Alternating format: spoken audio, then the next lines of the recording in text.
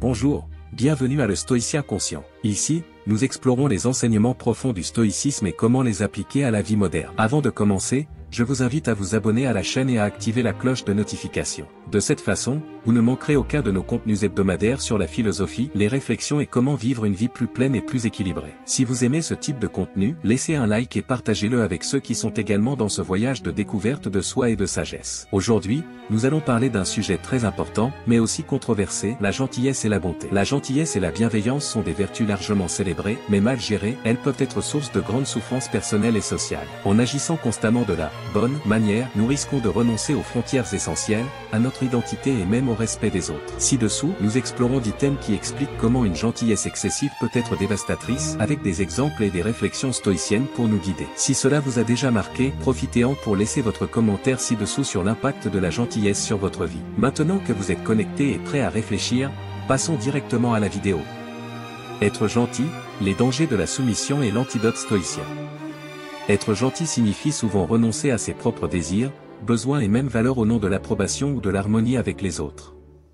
Cependant, cette attitude, souvent interprétée comme de l'altruisme, peut être le signe d'un profond abandon de soi. Il est important de comprendre que la véritable gentillesse n'est pas la même chose que la modestie. En donnant constamment la priorité aux autres, vous risquez non seulement votre intégrité émotionnelle, mais aussi votre identité.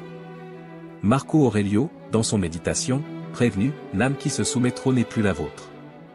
Cette citation résonne profondément dans le contexte de la vie moderne, où la pression de plaire est constante. Si vous ne fixez pas de limites claires, vous devenez inévitablement un réceptacle des demandes, des attentes et des désirs des autres. Cette dynamique épuise non seulement l'esprit, mais peut également provoquer un épuisement émotionnel, créant un vide interne.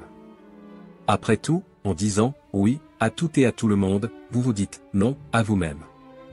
La perte d'identité est un prix élevé à payer pour une gentillesse incomprise. Les personnes qui ne respectent pas leurs propres limites risquent d'être considérées comme faibles ou manipulables. Cette perception peut susciter des comportements abusifs ou exploiteurs, alimentant un cycle de dépendance émotionnelle et de ressentiment. L'antidote stoïcien ou être gentil. Le stoïcisme nous offre une approche claire et pratique pour répondre à cette question.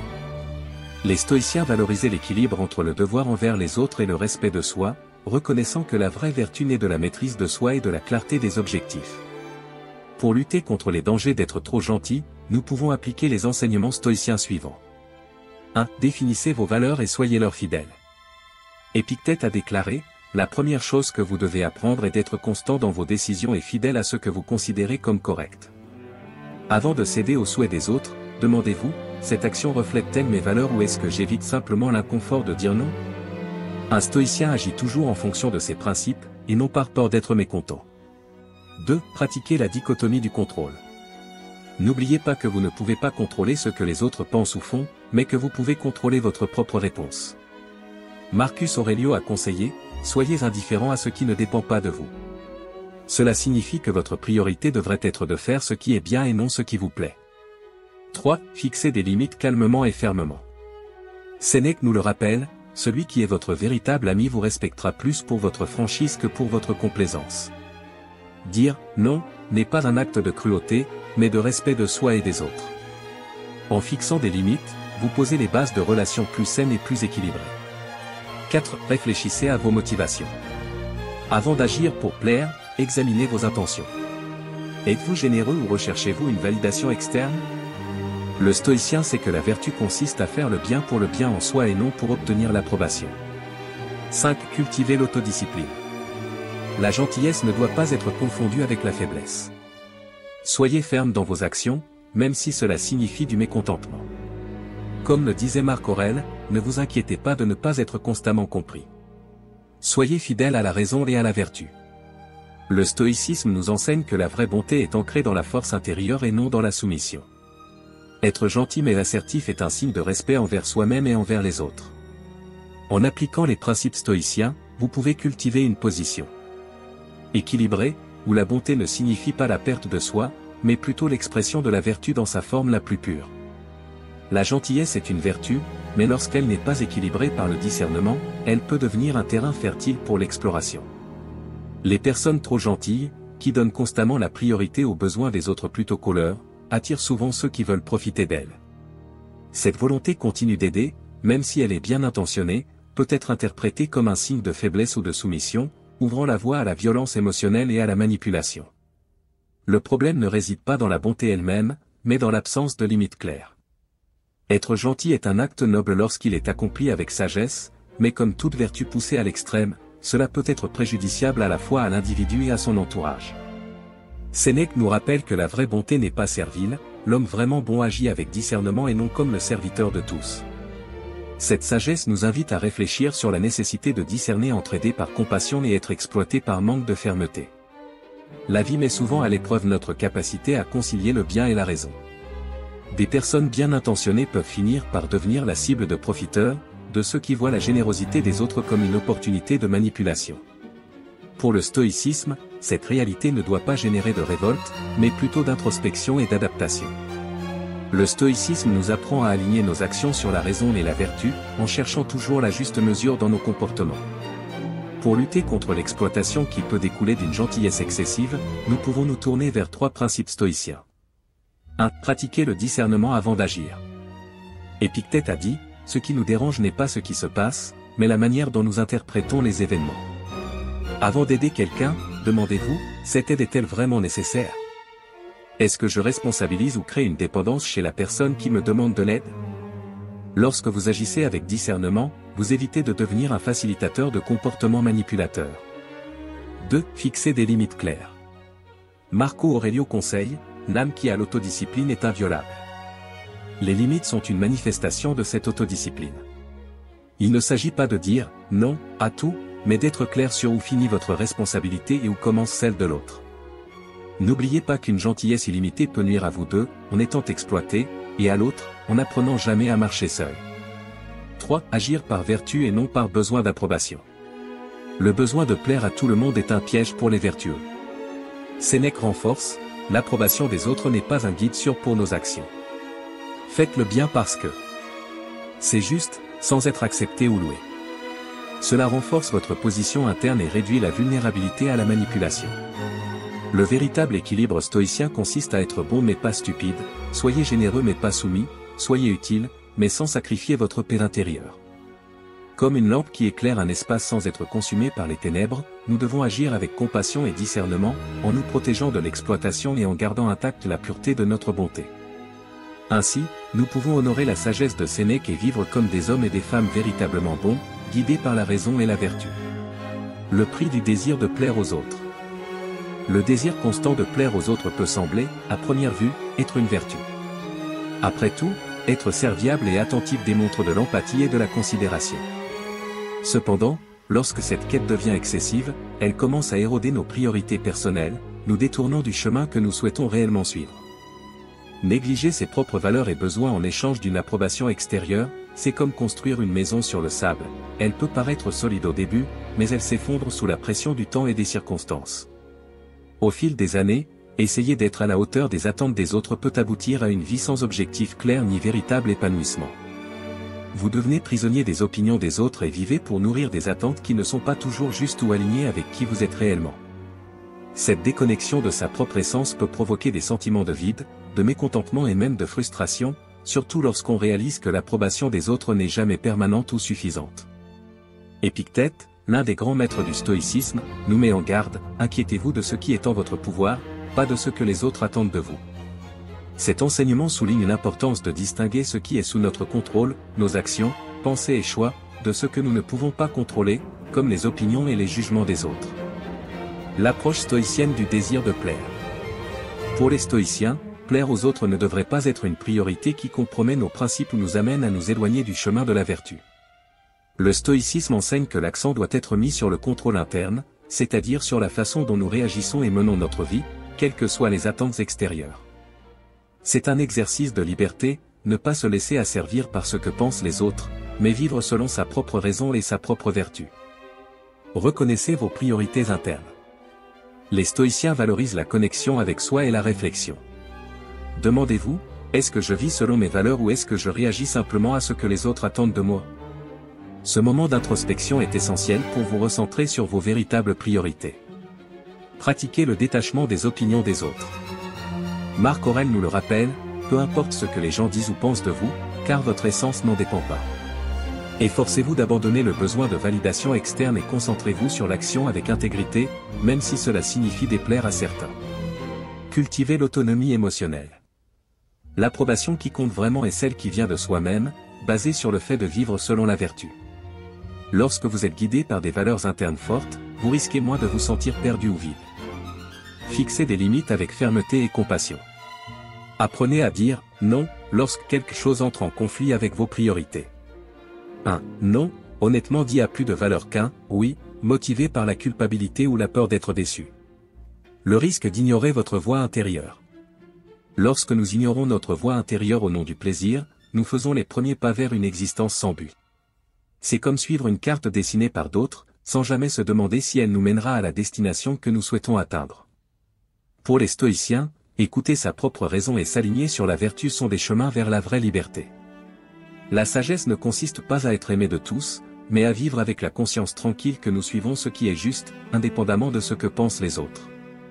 Adoptez la perspective stoïcienne, concentrez-vous sur ce que vous pouvez contrôler, défendez vos valeurs et laissez votre vie être guidée par la raison, et non par la peur du mécontentement.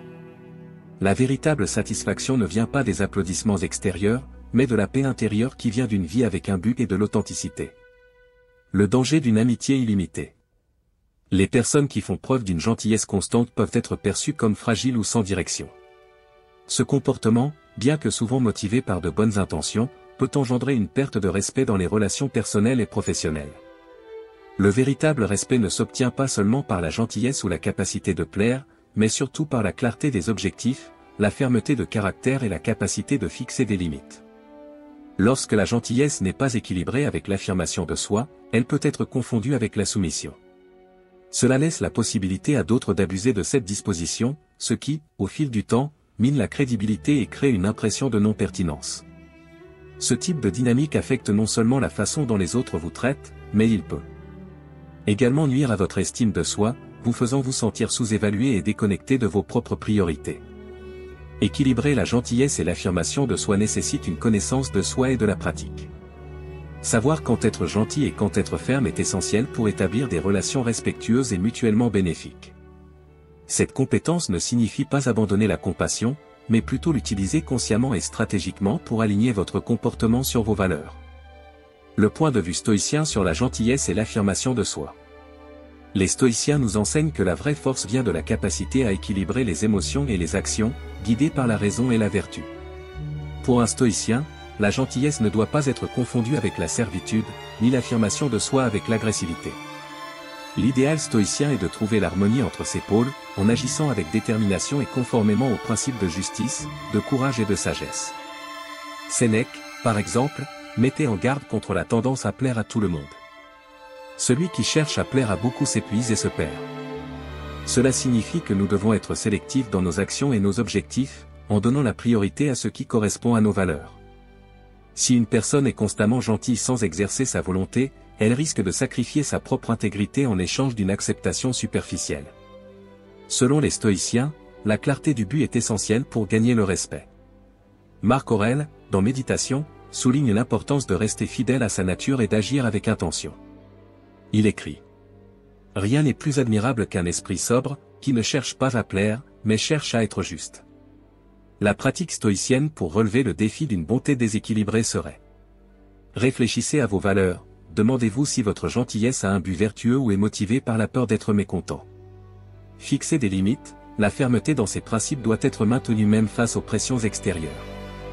N'oubliez pas que la justice exige que vous soyez également juste envers vous-même.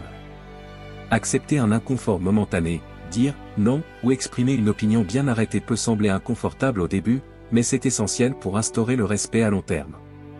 Enfin, le stoïcisme nous rappelle qu'un respect durable se gagne grâce à l'authenticité et à la force intérieure. Soyez gentil, mais jamais au détriment de votre dignité ou de vos valeurs. Être gentil, un chemin vers la dépendance émotionnelle. Être gentil est souvent considéré comme une qualité admirable, mais lorsque ce comportement est enraciné dans la recherche incessante de l'approbation, il peut devenir un piège émotionnel.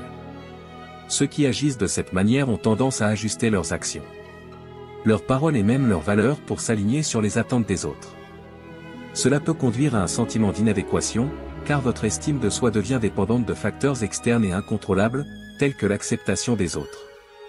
Les personnes qui recherchent constamment l'approbation sont souvent confrontées à un dilemme interne, en même temps qu'elles veulent être aimées, elles peuvent ressentir un vide, une déconnexion de leur véritable essence. C'est comme si le besoin d'être accepté par les autres supprimait votre authenticité, créant ainsi un cercle vicieux de dépendance émotionnelle. Comme l'a judicieusement déclaré Sénèque, la plus grande liberté réside dans le fait de ne pas avoir besoin de l'approbation des autres. Lorsque nous confondons la véritable gentillesse avec le besoin de plaire, nous perdons notre autonomie et devenons esclaves des attentes extérieures. Dans cet état, nous ne sommes plus motivés par les vertus, mais par la peur du rejet. Le point de vue stoïcien sur la gentillesse. La philosophie stoïcienne offre une manière claire d'aborder cette question. Les stoïciens enseignent que la vraie bonté doit naître de la vertu et non d'une recherche de reconnaissance ou de validation. Pour eux, le seul jugement qui compte est celui de leur propre conscience, pour autant qu'ils soient alignés sur les principes de raison, de justice et de bien commun. 1. Accepter le contrôle interne. Les stoïciens croyaient que nous ne contrôlons que nos propres pensées et actions. Lorsque nous recherchons une approbation extérieure, nous remettons notre bonheur entre les mains des autres, ce qui échappe à notre contrôle.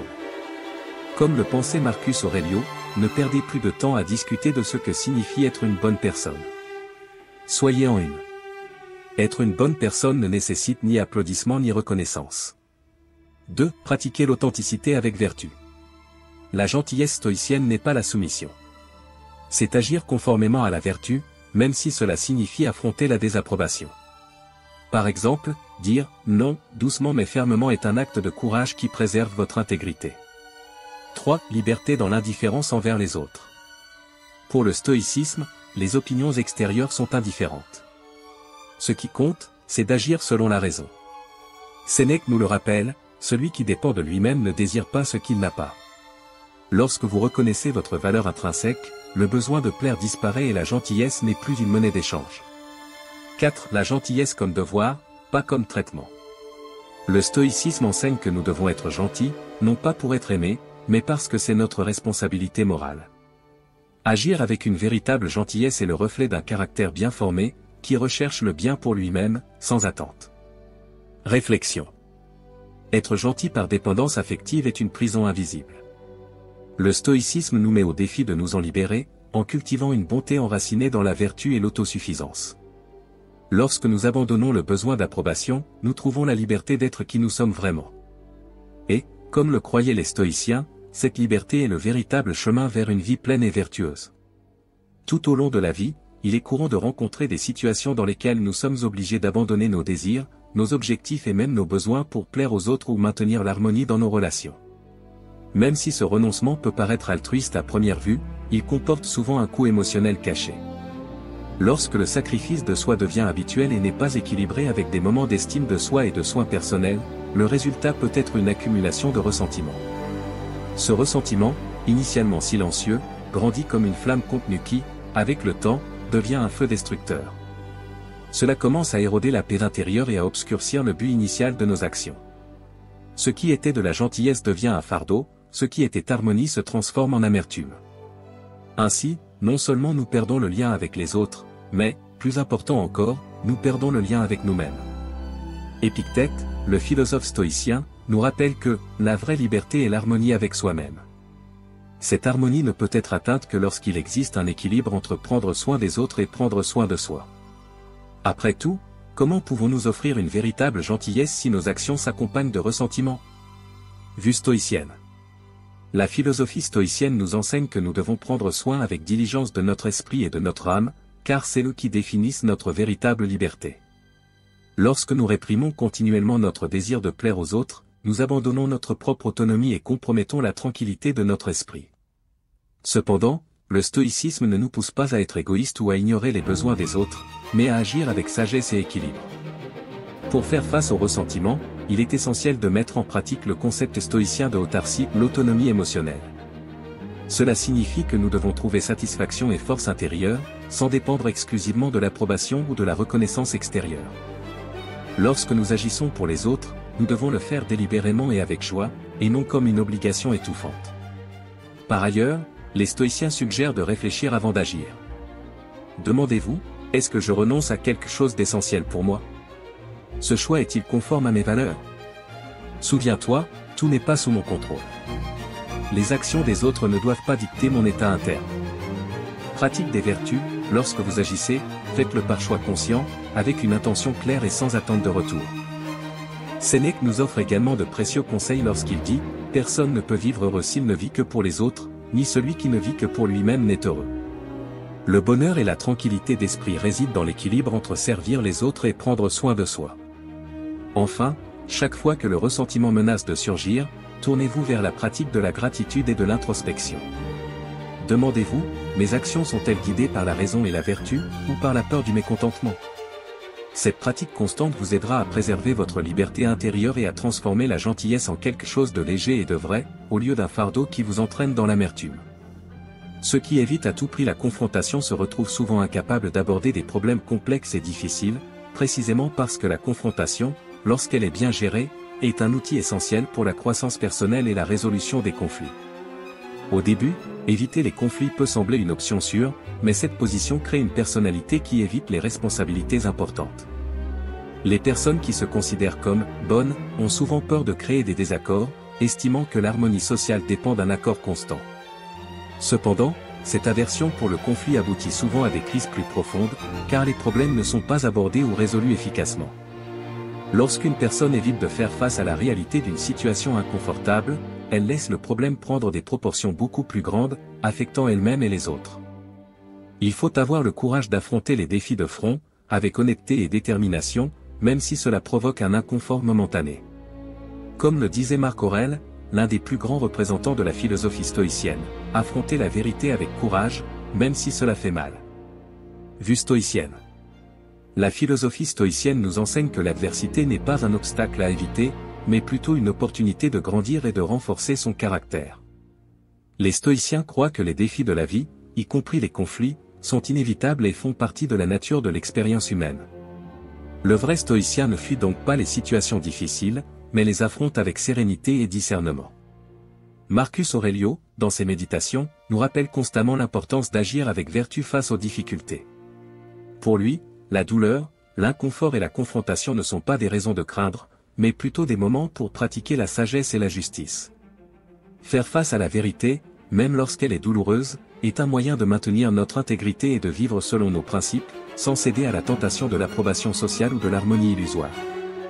Sénèque nous guide également sur la valeur du courage face aux défis, affirmant que ce n'est pas l'absence de problèmes qui apporte la paix, mais la manière dont nous les affrontons.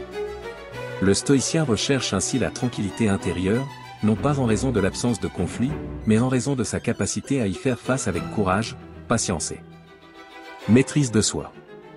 En agissant sur ces vertus, non seulement vous résolvez des problèmes, mais vous devenez également plus fort et plus sage dans le processus. Par conséquent, le point de vue stoïcien suggère qu'au lieu de fuir la confrontation ou d'éviter la vérité, nous devrions l'affronter de front. Ce qui nous dérange vraiment ou nous fait peur contient souvent les leçons les plus profondes. En acceptant ces défis, sans nous laisser dominer par les émotions, nous sommes sur le chemin de la véritable liberté et de la croissance. Une gentillesse excessive est souvent une tentative voilée de contrôler la façon dont les autres nous perçoivent, en manipulant leurs émotions pour qu'ils nous voient favorablement. Dans notre recherche d'acceptation, nous pouvons croire qu'être trop gentil ou généreux amènera les gens à nous valoriser davantage. Cependant, ce type de comportement, loin d'être authentique, est souvent perçu comme artificiel, générant un sentiment de mal-être chez les autres. Ils peuvent commencer à remettre en question l'authenticité de nos actions, soupçonnant que notre gentillesse n'est pas motivée par un désir sincère d'aider, mais plutôt par un intérêt caché pour la manipulation. Ce comportement n'entraîne pas un lien de loyauté ou de gratitude plus fort. Au contraire, cela peut provoquer une distanciation émotionnelle. Lorsque la gentillesse est un outil de manipulation, elle perd son essence et sa véritable utilité. La véritable gratitude, comme le souligne Sénèque, ne naît pas d'une obligation, mais de la sincérité. Lorsque les gens réalisent que nos actions sont altruistes et motivées par un véritable désir de faire le bien, ils sont plus susceptibles de reconnaître ce geste et de ressentir une véritable gratitude, basée sur un lien authentique plutôt que sur une faveur empruntée. Pour les stoïciens, la vraie gentillesse n'est pas une stratégie pour obtenir quelque chose en retour, mais une expression du caractère. Les philosophes stoïciens défendent l'importance d'agir conformément à la vertu, sans rien attendre en retour. Cela ne signifie pas être indifférent au froid, mais agir avec une gentillesse qui vient de l'intérieur, sans dépendre de l'acceptation extérieure. Comme l'a enseigné Épictète, ne cherchez pas à plaire aux autres, mais à vous plaire à vous-même avec votre propre conscience. Le stoïcien cherche à vivre avec intégrité, sans avoir besoin de manipuler ou de contrôler la perception des autres.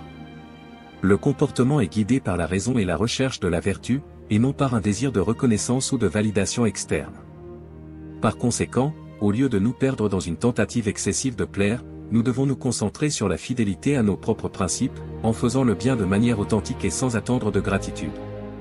En agissant ainsi, nous pouvons cultiver des relations fondées sur le respect mutuel et la confiance, plutôt que de risquer de tisser des liens fragiles qui dépendent de l'image que nous projetons. En essayant constamment de plaire, vous vous exposez à un risque subtil mais important, perdre votre véritable essence.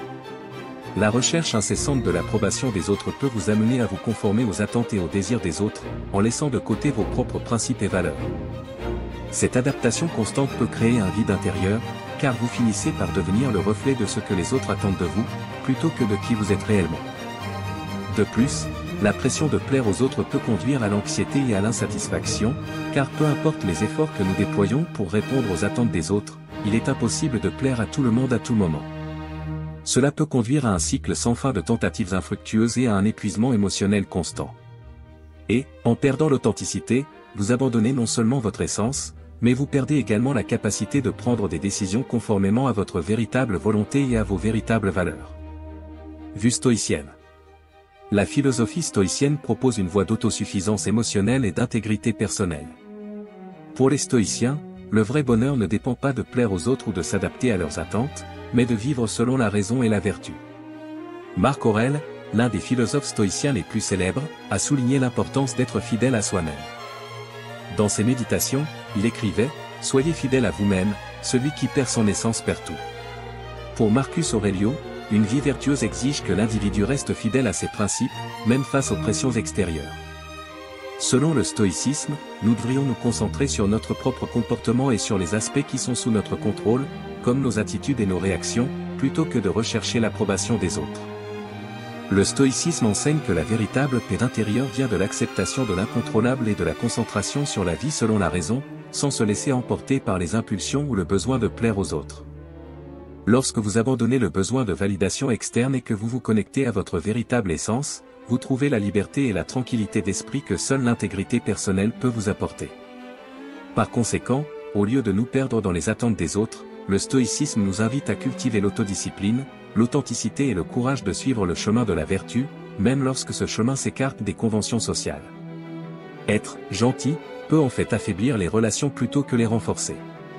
Lorsqu'une personne essaie constamment de plaire aux autres et se met au second plan pour éviter les conflits ou les bouleversements, la dynamique du pouvoir dans la relation a tendance à devenir déséquilibrée. Les gens respectent ceux qui ont des principes solides, qui sont capables de s'affirmer de manière respectueuse et affirmée, sans craindre de maintenir leurs convictions. Cela crée une relation de respect mutuel, où les limites sont respectées et les besoins des deux parties sont pris en compte.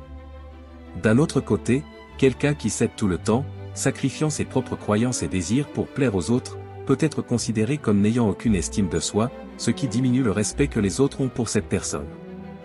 Les relations saines ne reposent pas sur un don unilatéral d'attention, d'affection ou de temps, mais sur un équilibre entre donner et recevoir. Lorsqu'une personne donne toujours sans que l'autre soit également disposé à offrir quelque chose en retour, la relation devient épuisante et, souvent, insoutenable. La réciprocité est un pilier fondamental pour que tout lien, qu'il soit romantique, familial ou amical, soit authentique et durable. Vue stoïcienne. Dans la philosophie stoïcienne, la notion d'équilibre et d'autosuffisance est fondamentale. Les stoïciens croient que nous devons vivre selon notre raison et ne pas être esclaves des attentes extérieures ou du besoin de plaire aux autres. Comme l'a enseigné Épictète, ne cherchez pas que les événements se produisent comme vous le souhaitez, mais souhaitez qu'ils se produisent comme ils le font, et tout ira bien pour vous. Cela implique que nous devons respecter notre propre essence et ne pas céder à la pression de plaire, car cela compromet notre tranquillité intérieure. Dans une relation, le stoïcien chercherait à cultiver la vertu de justice, qui implique de traiter les autres équitablement sans se soumettre à l'esclavage de plaire à tout moment. Céder excessivement, juste pour éviter les désaccords, peut être considéré comme un manque de respect envers notre propre dignité. Sénèque, dans ses lettres, nous rappelle que nous devons être fermes dans nos convictions et, en même temps, pratiquer l'empathie et le respect mutuel. Maintenir un équilibre sain entre donner et recevoir est essentiel pour préserver l'harmonie dans les relations, sans sacrifier notre intégrité. Les stoïciens reconnaissent également qu'en maintenant nos propres principes et limites, nous faisons preuve de respect envers nous-mêmes et envers les autres. Cela renforce les relations, car les gens ont tendance à valoriser davantage ceux qui sont authentiques et préservent leur propre essence. Par conséquent, la vraie bonté, pour un stoïcien, ne consiste pas à plaire à tout le monde à tout prix, mais à vivre d'une manière alignée sur la raison, la vertu et le respect mutuel. La gentillesse sous contrôle stoïque. La vraie gentillesse n'est pas la soumission, mais la force équilibrée. Comme nous l'enseignent les stoïciens, être vertueux ne signifie pas céder, mais plutôt agir avec justice et discernement. Établissez des limites claires, cultivez le respect mutuel et rappelez-vous qu'être vraiment bon commence par être bon envers soi-même. À partir de là, votre gentillesse devient un outil de transformation et non de dévastation.